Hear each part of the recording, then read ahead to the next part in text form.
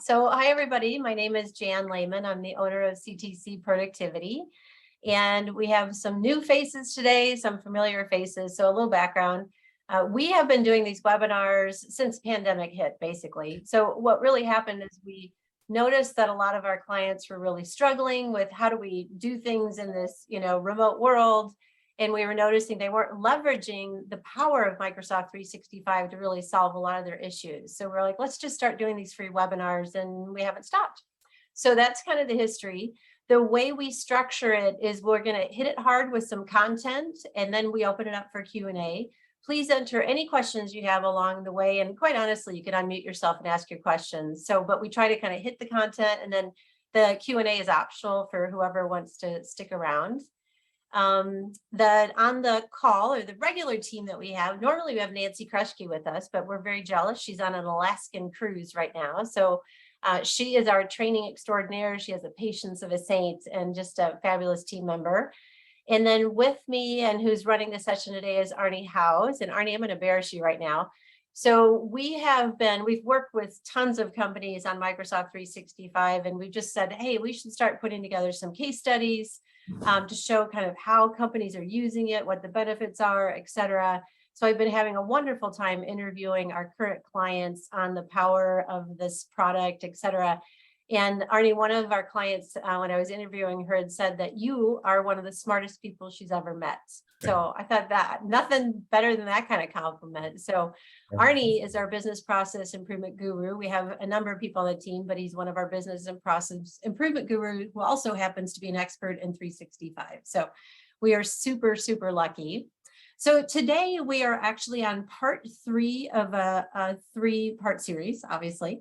And it's all around really adoption of 365. And Arnie's going to go through a quick recap on part 1 and 2, so you're up to speed. But that's what we're going to be finishing up with today. And then next month, we actually are going to do a little bit of a deep dive as a continuation of this conversation, really around best practices and communication within teams. So try to dive in a little bit deeper and help explain things. And Arnie's going to enter into chat a bunch of links. There's a couple of things in there. One is you can register directly for the October webinar. The other is if you want to kind of always know what webinars we have coming up, I would recommend you sign up for our newsletter. And that's also an opportunity to get copies of our blogs, all those sort of things. You can also just subscribe directly to our YouTube channel. We take all these video recordings and put them out on our website, and we put them on YouTube. And then also, if you want to look at past recordings, it takes you to that page on the website as well. So any webinar we've done, there's a recording out there for it. So I don't think I missed anything. So we'll go on to the next slide. So we're going to be changing up these slides. Some of you that have been with us for a while are like, oh my gosh, Jan, I could do this part for you, but we're going to do it one last time.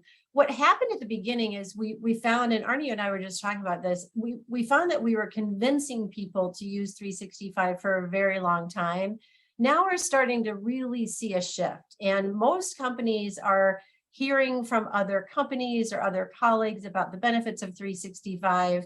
And so we think we're going to be shifting away from trying to sell it to maybe a different kind of intro here. But in the meantime, one last time for all of you, what we're seeing is that most of our clients are talking about their business issues around communication, collaboration, email overload, a lot of different things. And we're like, oh my gosh, you need to get on 365 because it solves a lot of those issues. And so just to be really clear, we don't recommend tech just to recommend tech. We love it. But typically, we're hearing a business problem from our clients. It could be from me doing coaching, Nancy doing a training session, or Arnie looking at a business process improvement. And it's through those lenses that we're like, oh my gosh, they should be using, this particular app or this workflow or whatever. So again, these are the challenges most of our clients are seeing. And there's no question that hybrid is here to stay. So again, at the beginning, when we started the webinar series, companies were figuring out how to deal with this temporary situation. But really, most companies are going to end up with a hybrid model. And so getting onto 365 becomes even more of a no-brainer on allowing people to work seamlessly, whether they're in the office or not. So 365 and its power is not going away, that's for sure. Go ahead, Arnie. Yeah. I clicked it 3 times and it finally No problem. And these are some of the stats that have actually been around for a while. And so again, we're starting to pull together some of our own case studies, and we'll start presenting those to all of you so you can see the benefits our clients are experiencing. But this is from Forrester from 2019, just some of the benefits you could expect from 365 if you're not already kind of having drank the Kool-Aid of understanding why you want to be on 365.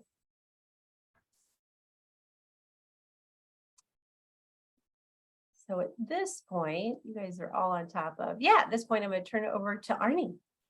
All right. And I'm going to apologize in advance. I'm about 2 weeks post-COVID and I still have to do the throat clearing thing. So I think I've got the mute button down pat. So please forgive me if I have to hit the mute button and stop for a moment. Since I warned you, maybe it won't be as uncomfortable. Anyway, this is part 3 of successfully adopting teams. And I'm going to do a really, really fast review of the first 2 parts in case you weren't there. The first part was strategy and expectations. I think this is vital. Team success is caused by leadership, not training. Leadership's got to be involved, and there are certain things they need to do. I covered those. Implementation must be business driven, not tech driven. As Jan said, we don't recommend technology for the sake of technology. That has gone on for too long. It's time that the leaders identify business problems and then implement teams in 365 to fix those problems.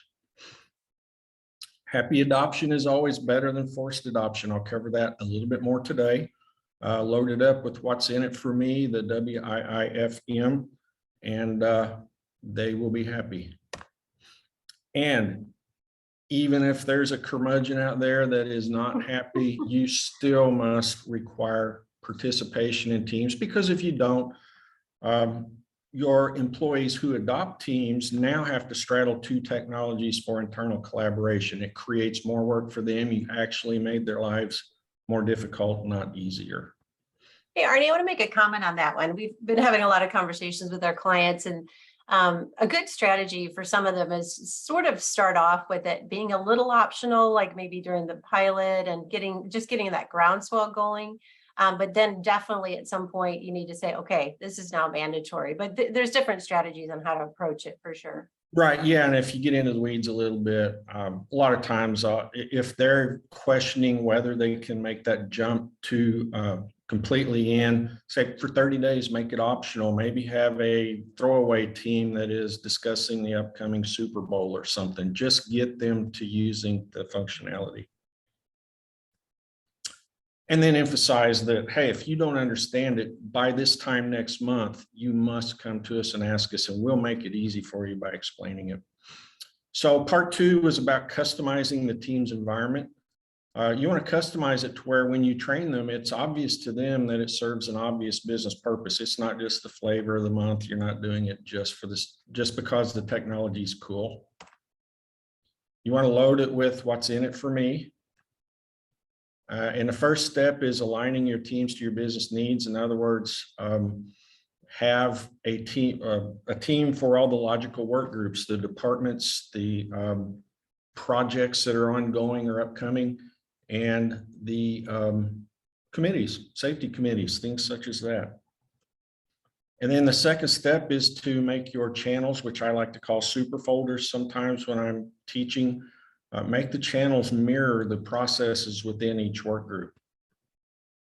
And then within those channels, make the tabs exactly match the resource needs. Too many times I go to look at teams that have been in use for a while, and they will still only have the posts, files, and wiki and nothing more. And a throwaway tip here real quick, always get rid of the wiki. There's good reasons for it. There are better ways. Wiki is not backed up. Listen to you. Nancy's got you convinced at this part, Arnie. Yeah, absolutely. If I saw one client who typed out awesome procedures and used the wiki, and I said, you might want to change that because if someone deletes it, it's gone forever. There is no backup. Yeah. Hey, Arnie, quick comment on this backslide. So yeah, we've learned the hard way through this that like when you're bringing end users in for training, it really, just like Arnie's saying, it really needs to look like their environment. They need to go, oh, I used to do this over an email. Now I can see how I do it here. The way we work, we always have a pilot team that's helping figure this out. And so they're often working with that blank canvas of, how do we pull stuff in? But definitely by the time you get to end user training, you want to make that training is just seamless and easy for them as possible. Right. If I were an employee and I went to training and went into Teams and it looked exactly like it does coming out of the box, I wouldn't be too thrilled about it either. But if it's customized, it makes people happy. And I'll cover that a little bit more shortly. Mm-hmm. So one key takeaway is happy adoption is better than forced adoption. I'm going to talk about requirements in the next several slides, and requirements sounds kind of harsh. I have some managers that say, I don't want to make my employees to do something. Well, unfortunately, you must, even if they're not happy, but I covered that, so I'll move on. When I talk about these requirements, and there are 4 requirements that I'm struggling with technology. Here we go. Okay, and I talked about what's in it for me, and I have one client. She's so funny. I told her about making it happy, what's in it for me, and she said, "Oh, you mean like you can't make the horse drink when you lead him to water, but if the horse knows the water's tasty, they'll drink it up." So she keeps going back to when I talk about things that make the employees happy as we're designing her team's environment. She says, "Oh, we're making the water tasty." She's pretty proud of that analogy and uses it often. That's awesome. So let's talk requirements, rules of the road.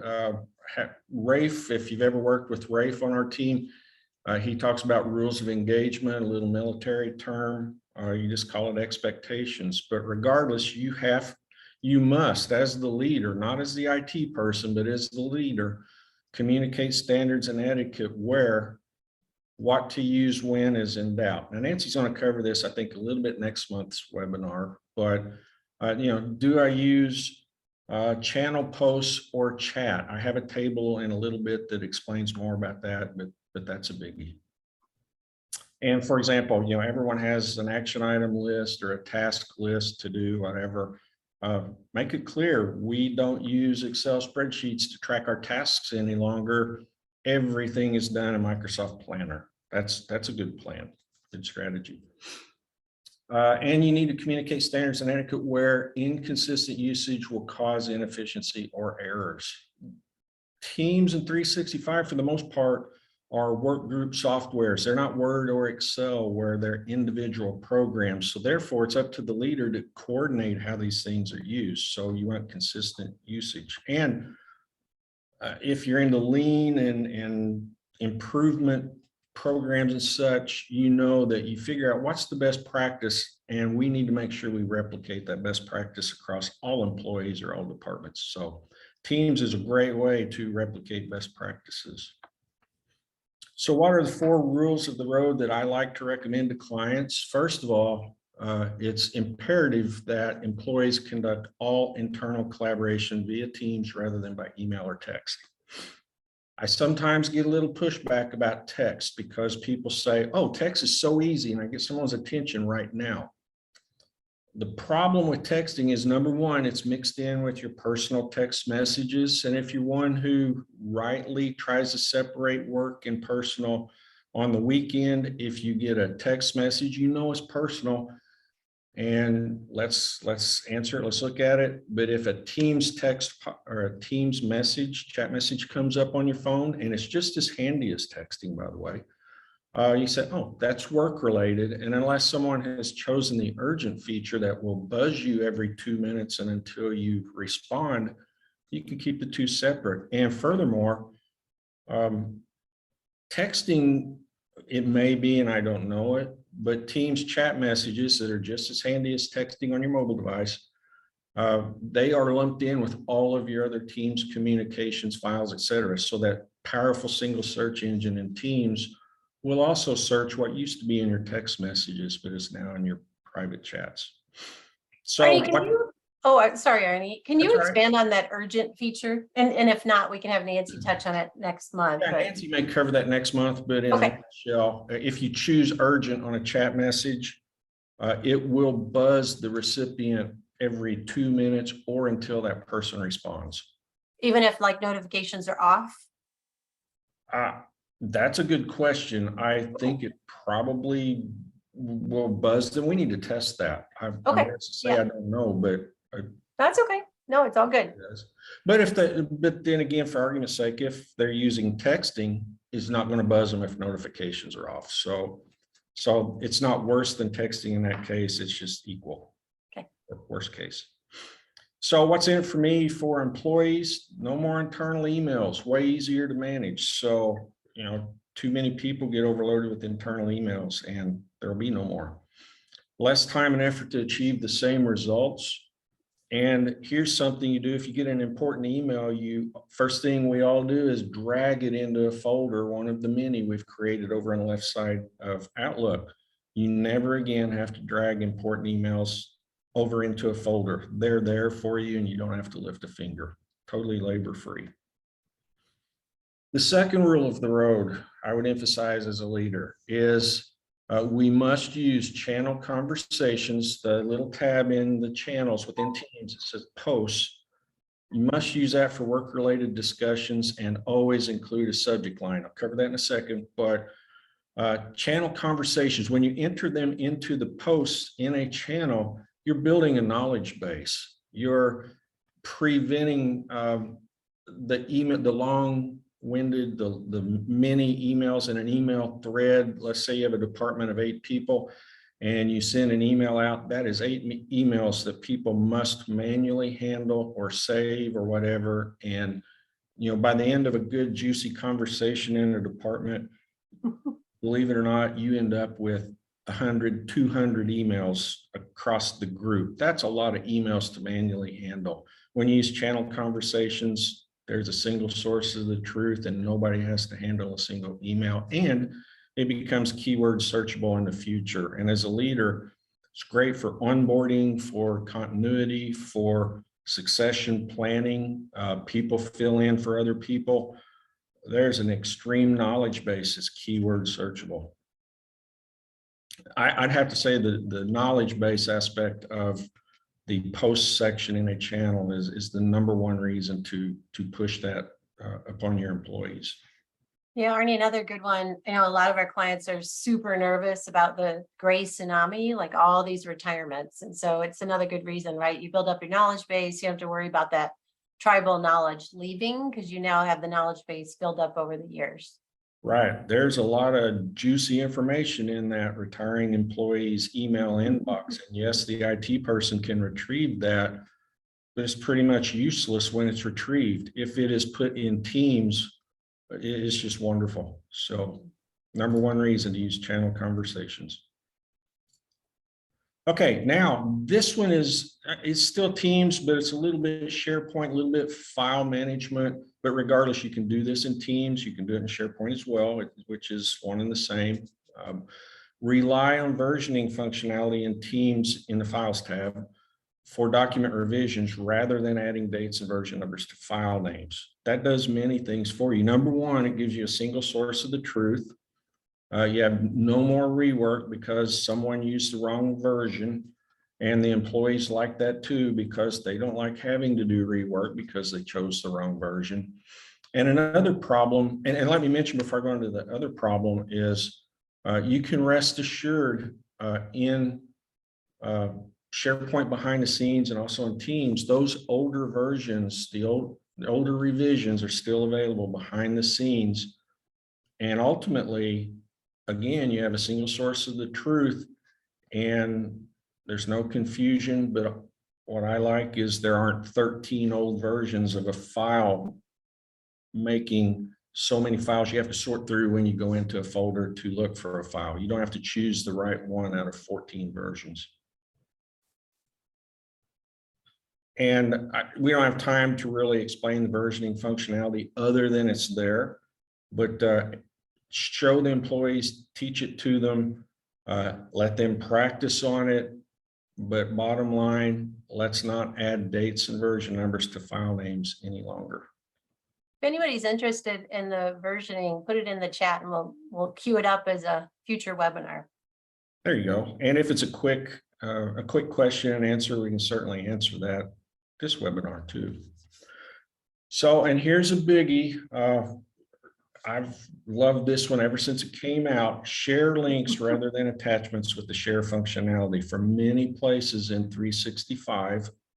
You could click the share button and then the little window pops up. You enter someone's email address, whether internal or external. What that does is give them either read or editing permission to it. It gives you a lot of choices on how you share that link with the person.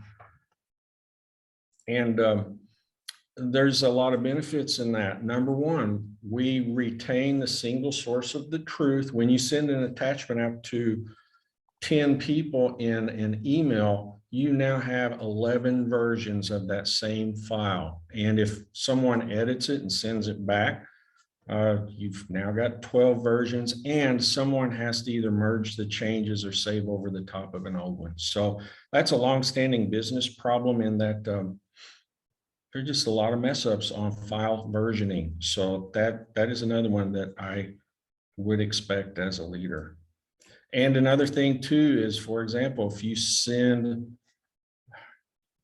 if you accidentally send to the wrong person, or let's say you're dealing with a contractor or someone external and the relationship goes south, they don't have your file. You just simply go into the file and eliminate them from the list of people who it's shared with. And you can also, I think, I need to check this, but I'm pretty sure you can also prevent them from downloading. Don't hold me to that, but regardless, you can withdraw permissions.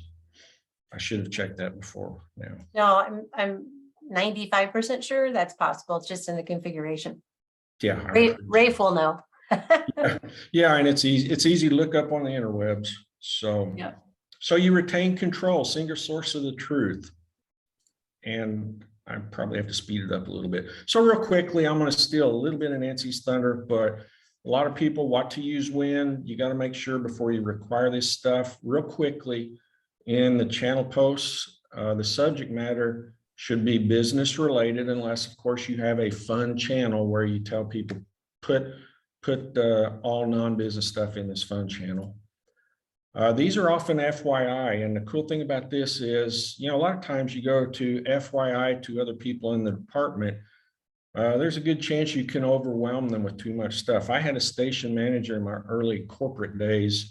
The joke around the very large plant was FYI DRS. He signed, he was an over communicator, and we'd get 20 or 30 FYIs a day. And they always ended with his initials were DRS. So FYI DRS. So that became his nickname, was FYI. So by using channel posts, you can overshare, but not weight people down. If it is useful knowledge, by all means, put it in the channel posts. It becomes keyword searchable. Someone someday might get some use out of it, including yourself. Before you post in a channel, you got to ask yourself also, is it okay to be seen by all team members? You put it in a channel, the entire team can see it. And contributes to the searchable knowledge base.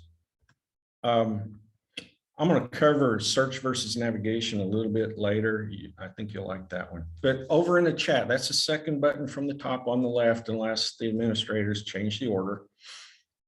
Sensitive matters that should not be seen by all team members. For example, if you are, Joey has been late for work. I hope nobody here is named Joey, but Joey's been late for work for 3 days, and you're quizzing a coworker or perhaps your boss about, how should we discipline him? How should we correct this behavior?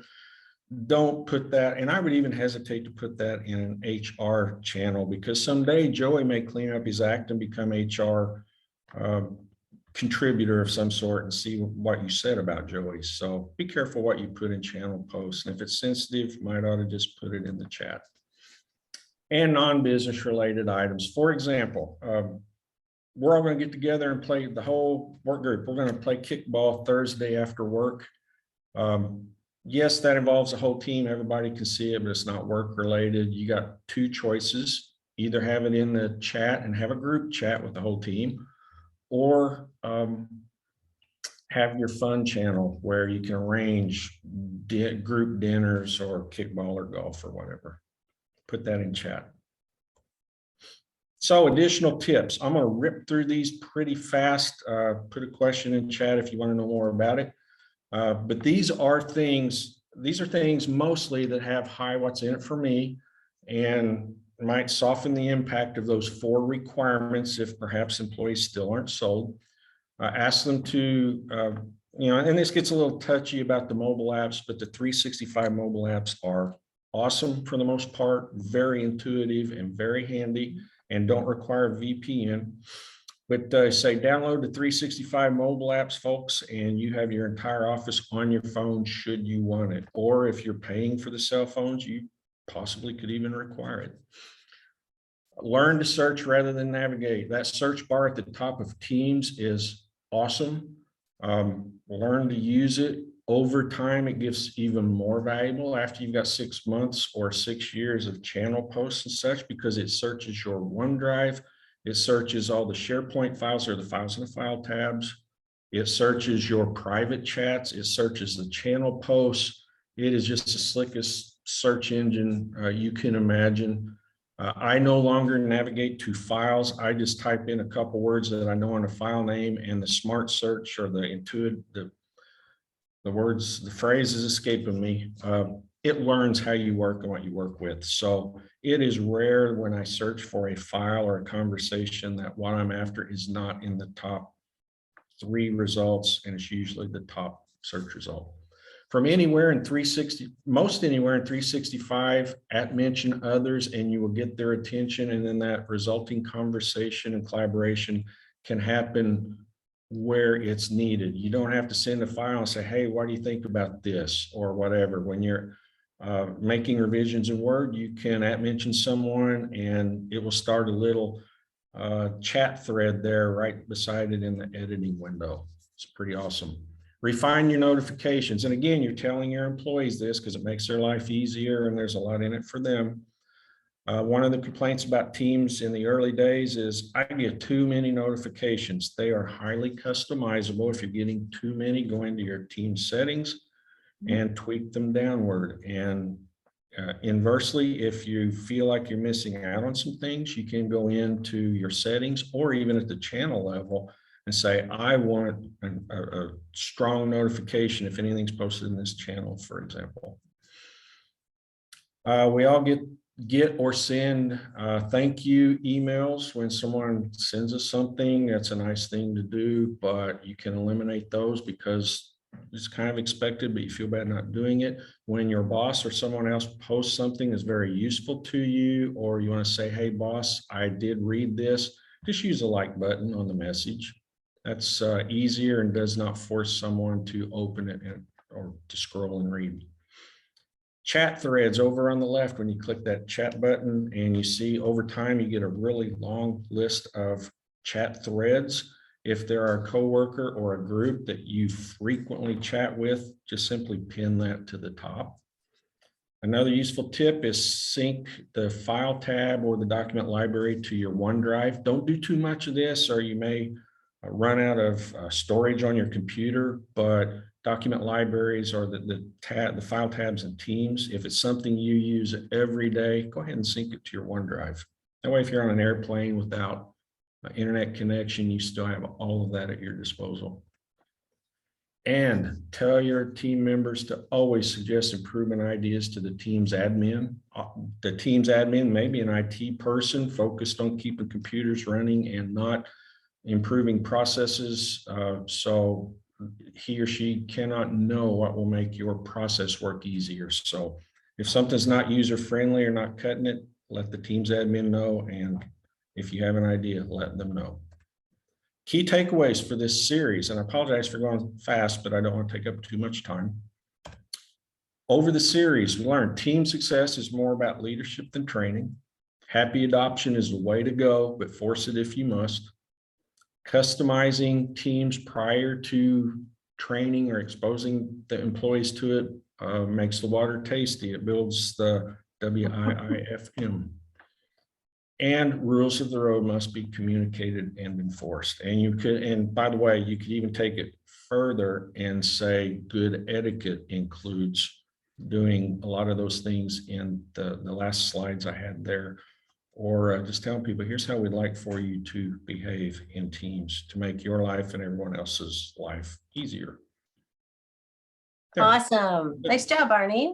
Thank you. You got a nice little comment from Jamie in the chat. So I'm just going to wrap up super quickly, and then we're going to open it up for Q&A. So go ahead and start entering if you have any questions about things that Arnie covered, or just any questions about 365 is fine as well. So a lot of people think that all we do is Microsoft 365. So I just have a couple slides to clarify. So CTC productivity is really about how to help companies run more efficiently. And there's a lot of different levers that we pull. So yes, sometimes we're coming in, we're bringing in somebody like Arnie to do a process improvement review and figure out how to leverage technology. So we do a lot of project work, getting people onto 365, moving, off of Gmail or whatever that might look like. So a lot of work there. But in addition, we have a number of other services. So go ahead, Arnie, if you want to advance. We do a lot of training. Nancy and I do a ton of training. So sometimes it's hardcore tech training, teaching somebody how to use OneNote, something like that. But oftentimes it's really soft skill training combined with tech training. So for example, running an effective meeting, there's some soft skill side, like how do you put together a good agenda and clarify the objective? But then there's also the piece of, well, how would I use OneNote and Planner to run an effective meeting? So we really merge the two. So that's where we spend a lot of time. And then certainly a lot of one-on-one coaching that Nancy and I do with clients.